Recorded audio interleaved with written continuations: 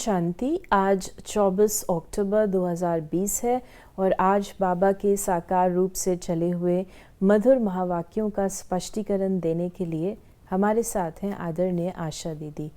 ओम शांति दीदी। ओम शांति। आज बाबा ने कहा, मीठे बच्चे, तुम हो सच्चे सच्चे परवाने जो अभी क्षमा पर फिदा होते हो। इस फिदा होने का ही यादगार ये दीपावली है। क्षमा है शिव बाबा और हम बच्चे हैं परवाने। तो बाबा कहते हैं कि जब क्षमा जगती है तो परवाने दौड़ के आते हैं। और परवाने भी कई प्रकार के होते हैं। एक होते हैं जो आते ही फिदा हो जाते हैं, एक होते हैं चक्कर लगाते रहते हैं, और तीसरे होते हैं जो लौट जाते हैं। तो हमको तो फिदा होने वाले बनना है। इसी का नाम बाबा कहते दीपावली है। बाबा ने अपने बच्चों को कौन सा समाचार सुनाया है? बाबा ने सुनाया, तुम आत्माएं निर्वाण धाम में कैसे आती हो और मैं कैसे आता हूँ। मैं कौन हूँ, क्या करता हूँ, कैसे राम राज्य स्थापन करता हूँ, कैसे तुम बच्चों को रावण पर विजय पहनाता हूँ। अभी तुम बच्चे इन सब बातों को जानते हो।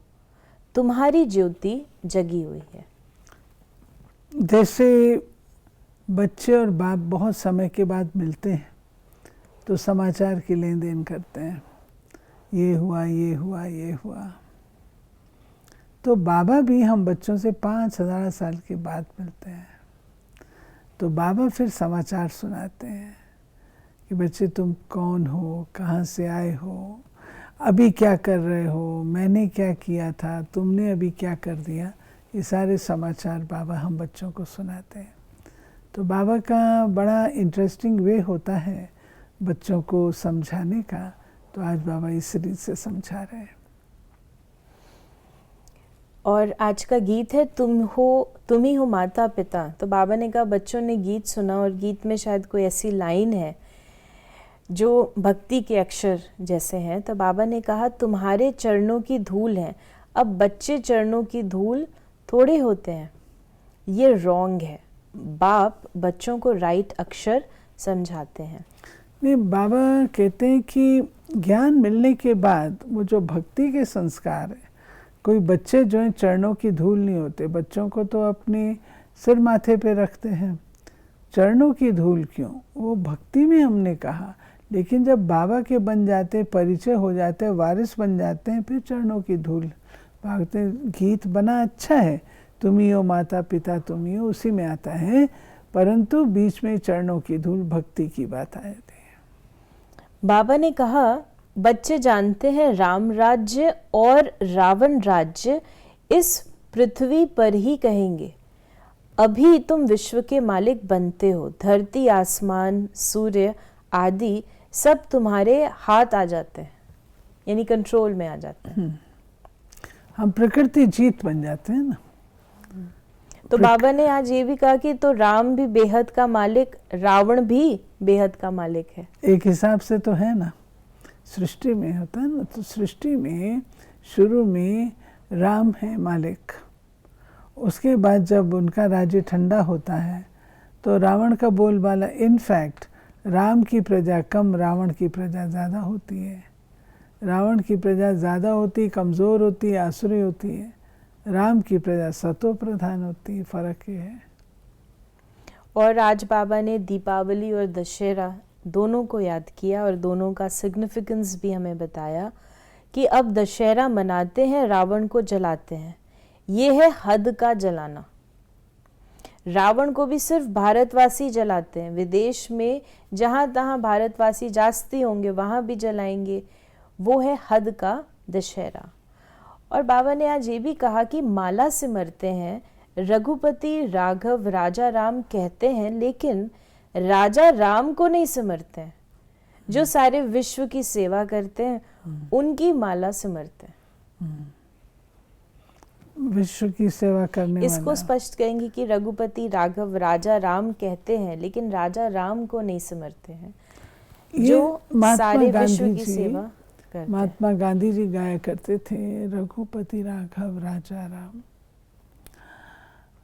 उन्होंने तो अपने भाव से कहा, राम राज्य की चाहना थी उनकी, और राजा राम को वो समझते हैं कि वो सारे विश्व का मालिक है, भगवान है। पतित पावन सीताराम, उन्हीं के नाम को वो कहते हैं, राजा राम वही पतित पावन भी है। लेकिन शिव बाबा समझाते हैं कि ऐसा नहीं है, एक राम निराकार है, एक राम साकार है, और वो जो साकार वाला है उसके लिए उन्होंने कहा, जबकि वो ट्रू नहीं है। पतित पावन सीताराम, सीता आत्मा के लिए है और सीताओं का राम है परमात्मा। तो बाबा कहते करेक्शन सहित समझना चाहिए। तो बाबा ने आज हमें दीपावली के भी 3 बातें बताई कि उसका क्या रहस्य है। भारतवासी दशहरे के बाद फिर दीपावली मनाते हैं। दीपावली क्यों मनाते हैं? तो पहली चीज़ जो बाबा ने बताई, क्योंकि देवताओं की ताज पोशी होती है, कोरोनेशन पर बत्तियां आदि बहुत जलाते हैं। तो एक तो ताजपोशी, दूसरा फिर बाबा ने कहा, दूसरा कहा जाता है घर घर में दीपमाला। हर एक की आत्मा की ज्योत जग जाती है। तो आत्मा की भी ज्योत जगी हुई है, घर घर में भी दीपावली है। और कोरोनेशन, घर घर में दीपक ये तब होता है जबकि हम सतयुग में हैं, ठीक है। और कोरोनेशन पर भी जगाते हैं, और आत्मा की ज्योति की भी निशानी है। तो ये एक हर्ष और उल्लास को व्यक्त करने का त्यौहार है।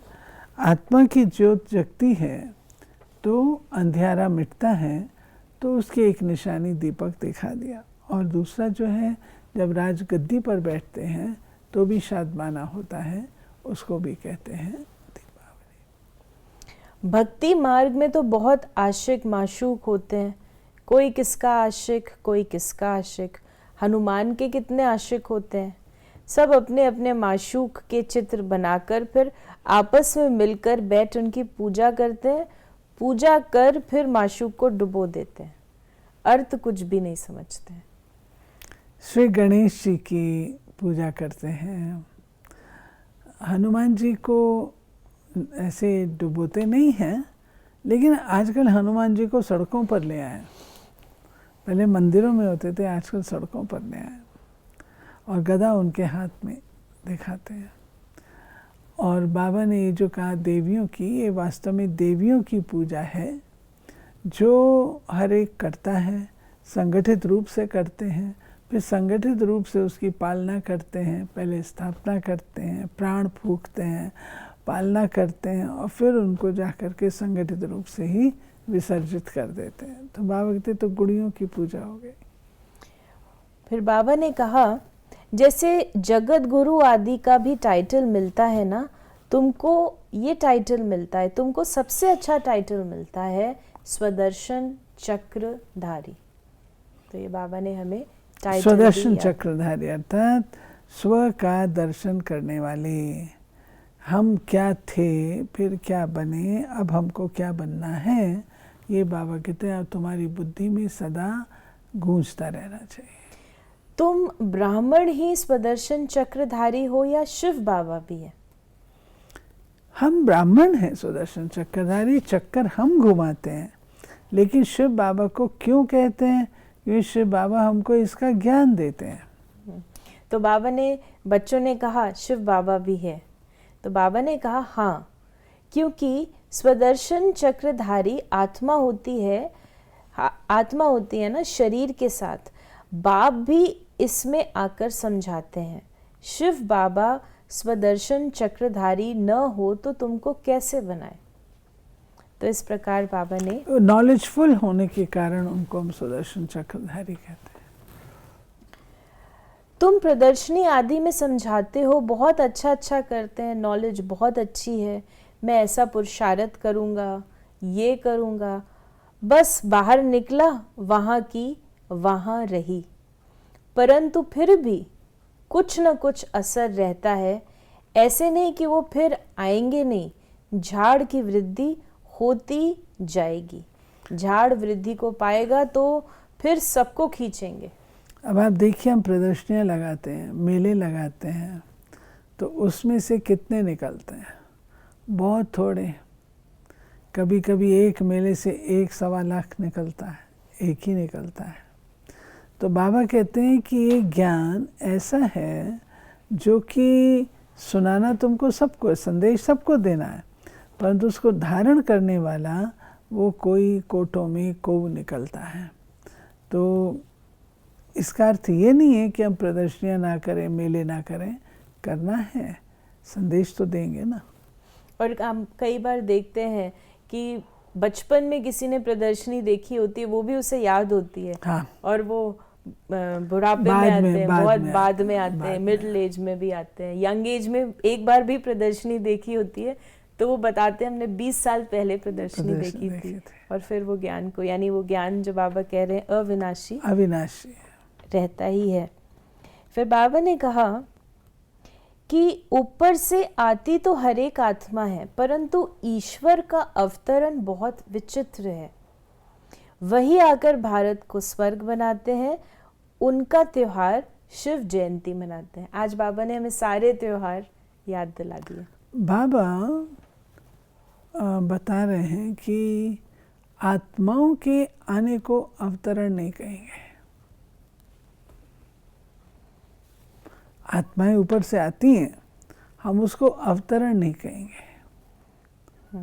शिव बाबा के आने को हम अवतरण कहते हैं। क्या कारण है? कारण ये है, आत्माएं आती हैं, अपना पार्ट प्ले करती हैं, परंतु ये जो है शिव बाबा आकर के नए धर्म की, राज्य की स्थापना करते हैं।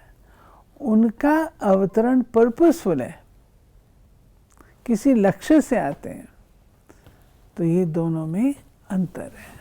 आते हम भी हैं, आते बाबा भी हैं।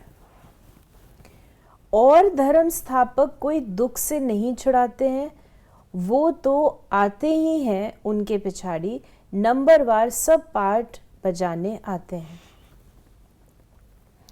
फिर आगे बाबा ने ये भी कहा, सर्विस के लिए भी बताया कि किस प्रकार से अच्छे अच्छे चित्र बने तो स्टीमर भराकर ले जाएंगे। स्टीमर जहाँ जहाँ खड़ा रहता है वहाँ ये चित्र लगा देंगे। तुम्हारी बहुत सर्विस होनी है।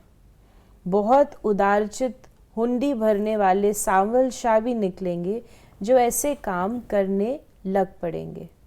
इस प्रकार बाबा ने हमें ज्ञान के बारे में और बाबा ने ये बात कही है, जैसे बाबा अभी पीछे मुरलियों में कह रहे थे बच्चे ट्रेन में सेवा, तो स्टीमर को बाबा ने याद किया, ट्रेन में सेवा करो। तो अभी ट्रेन में जाते थे तो सेवा करते थे, ऐसे बाबा कहते हैं स्टीमर में सेवा करो। तुम देखते हो सारी दुनिया सब्ज हरी भरी बन जाती है, सब कुछ नया, वहाँ दुख का नाम नहीं। 5 तत्व भी तुम्हारी सर्विस में हाजिर रहते हैं। अभी वो डिससर्विस करते हैं क्योंकि मनुष्य लायक नहीं है, बाप अभी लायक बनाते हैं। पहले हम लोग लायक नहीं थे, अब बाबा लायक बनाते हैं, अर्थात समझ देते हैं। समझ भी देते हैं, सशक्त भी करते हैं और मैनर्स भी देते हैं। आज का वरदान है, गृहस्थ व्यवहार और ईश्वरीय व्यवहार दोनों की समानता द्वारा सदा हल्के और सफल भव।